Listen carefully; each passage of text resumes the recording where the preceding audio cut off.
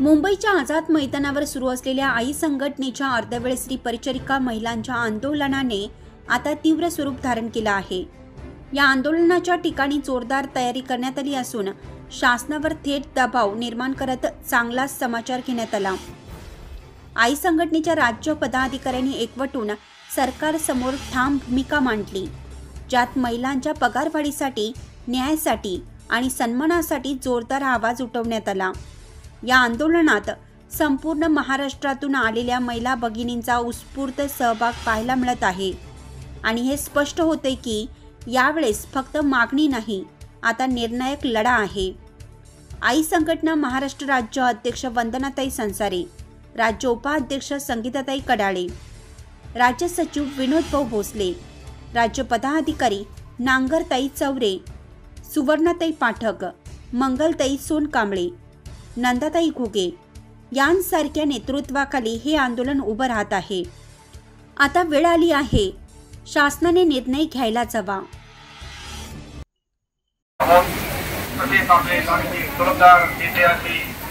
संघटनेचे कार्यकर्ते माननीय आपण ताकद देऊया की सर्वच गोष्टी आपल्या मान्य झाल्या पाहिजे।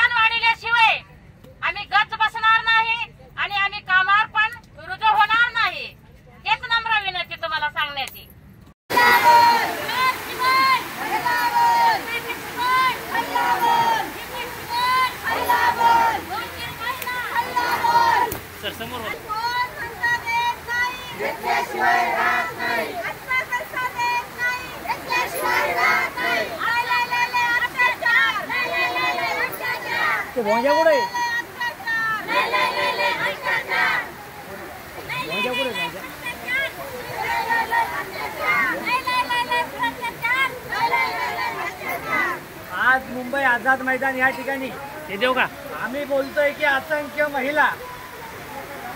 महिला या ठिकाणी आझाद मैदान या ठिकाणी धरणे आंदोलनासाठी आलेले आहेत आणि या ठिकाणी मुसळधार पाऊस देखील सुरू झालेला आहे, तरी या ठिकाणच्या महिला या ठिकाणी हटत नाहीत। कारण की आमच्या मागण्या एवढ्याच आहे, अर्धवेळ स्त्री परिचारिका जी महिला आहेत या महिलांना समान वेतन, या महिलांना समान वेतन किमान कायद्यानुसार यांना पेमेंट करण्यात यावं आणि सातत्याने या महिलांवर होत असलेल्या अन्यायाविरोधामध्ये या सरकारने ठोस भूमिका घेऊन या महिलांना न्याय देण्यात यावा अशी मागणी आम्ही या शासनाकडे मांडली आहे। आज आंदोलनाचा या ठिकाणी 9वा दिवस उजडलेला आहे आणि एका बाजूला आमचं महाराष्ट्र राज्य शासन महिलांसाठी वेगवेगळे धोरण राबवतं आणि पाण्या पावसाच्या या बहिणी पावसामध्ये भिजत आहे। मुख्यमंत्री साहेब, तुम्हाला हे दिसत नाही का? अरे कधीतरी या महिलांच्या देखील भावना तुम्ही जाणून घ्या, या महिलांना देखील कधीतरी न्याय देण्यात यावं हो। कारण की आज एवढ्या महिला पावसामध्ये उभा आहेत याची तरी दखल महाराष्ट्र राज्याच्या मुख्यमंत्र्यांनी घेण्यात यावी। आणि या माय माऊलीला पगार किती देतं? 3000 रुपये। अहो सरकार, 3000 मध्ये काय होतं? तुमच्या कुत्र्याचा खर्च किती आहे याचं देखील उत्तर तुम्ही देण्यात यावं। आज ही महिला इथं घर दार सोडून शेकडो किलोमीटर या मुंबई सारख्या ठिकाणी पाण्या पावसाची या ठिकाणी येत आहे। मग मला म्हणायचंय, अहो सरकार, तुमचे डोळे कुठे गेले? तुम्हाला सगळ्यांच्या भावना दिसतात, मग तुम्हाला या बहिणींच्या भावना दिसत नाही का? या सरकारला हात जोडून विनंती आहे, जर आमच्या मागण्या जर या सरकारने विचारात घेतल्या नाही तर सरकारला आम्हाला विचारात घ्यावा लागेल। याची दखल या राज्य शासनाने घेण्यात यावी। यांना पगार किती देता? 3000। अरे प्रायव्हेट कंपनीमध्ये जर जायचं असेल तर त्यांना आयडेंटिटी कार्ड दिलं जातं, दिलं जातं, गणवेश दिला जातो। यांना काय पाकिस्तान मधून आणलं काय चीन मधून आणलं? यांना गणवेश नाही, आयडेंटिटी कार्ड नाही, यांना स्वतःची ओळख नाही। राज्य शासनानं याचा तरी दखल घेतली पाहिजे। आणि ज्या म्हाताऱ्या महिला झालेल्या आहेत यांना देखील या राज्य शासनानं यांचा विचार करून यांना देखील पेन्शन देण्यात यावी। आणि त्याचबरोबर सकाळपासून 2 घटना अशा घडल्यात आणि ऑलरेडी तुम्ही जी ऑर्डर दिलेली आहे त्या ऑर्डर वरती देखील नमूद आहे, जर एखादा व्यक्ती म्हातारा होत असेल तर त्याला रिटायर करायच्या पूर्वी त्याच्या परिवाराचा सल्ला घेऊन त्याच्या परिवारातील कोणाला तरी कामावर घेण्यात यावं, ही देखील मागणी आम्ही राज्य शासनाकडे करत आहोत। आणि या चौड्याही महिला असेल यांना परत, आणि कोरोना काळामध्ये तुमच्या काय बापाची पेंड नाहीयेत फुकटचं खाईसाठी, आतापर्यंत लय फुकटचं खाल्लं, अरे कोणाचं खावं याची पण लाज वाटली पाहिजे या राज्य शासनाला। अरे ज्यांना 3000 रुपये पगार आहेत त्यांचं खायला लाज वाटते का? या काय अरे कोण म्हणतं देत नाही? अरे कोण म्हणतं देत नाही? अरे मागणी आमच्या हक्काची, अरे मागणी आमच्या हक्काची, अरे मागणी आमच्या हक्काची।